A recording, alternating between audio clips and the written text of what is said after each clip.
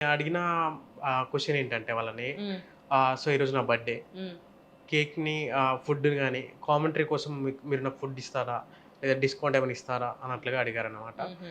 So అక్కడ జరిగిందేంటంటే మీరు చేసిన బిల్లు 2000 మాత్రమే. హ్మ్. అండ్ బర్త్‌డే కావచ్చు. బర్త్‌డేకి వాళ్ళు హ్మ్. వార్మ్ వెల్కమ్ మంచి వెల్కమ్ జెప్పారు. మంచి హ్మ్. సాంగ్ ఏశారు. అవును. అవును. సో అయినా చేసినప్పటికి తను 2000కి గాని డిస్కౌంట్ అడగడము, హ్మ్.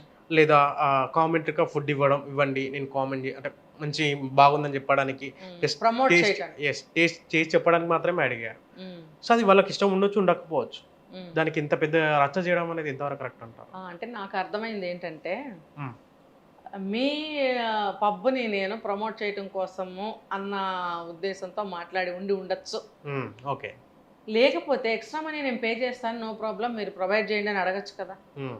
అంటే ఆ డబ్బు పే చేయలేనంత చిన్న స్థాయిలో తనుందా? లేదు కదా! లేదు. కానీ మాట తీరు, హ్మ్. అడిగే విధానంలో తేడా వస్తుంది. యెస్. ఒక ఏమంటారంటే ఒక కమాండింగ్‌గా ఒక ఎందుకివ్వవు అనే దౌర్జన్యంగా ఆ పద్ధతిలో ఏమన్నా అడిగితే అవతలోళ్ళకి కూడా ఇగో హర్ట్ అవుతుంది. అవును. అవును. వాళ్ళేమనుకుంటారంటే ఒక రూ. 1000 2000 తిని రూ. 1000 టిప్ ఇవ్వాలి అన్న ఉద్దేశంతో వాళ్ళు ఉంటారు. హ్మ్. ఇప్పుడు పెద్ద పెద్ద ఈవెంట్స్ జరిగినప్పుడు బ్యాంక్వెట్ హాల్స్‌లో కూడా 4000, 5000 టిప్స్ ఇవ్వాల్సొస్తుంది. ఏదైనా ఫంక్షన్స్ చేసి అది ఇంకా చిన్న అమౌంట్ నేను చెప్పింది. ఒక 10 యెస్. 10,000 వాళ్ళు ఎక్స్‌పెక్ట్ చేసినా మనం తప్పు లేదు.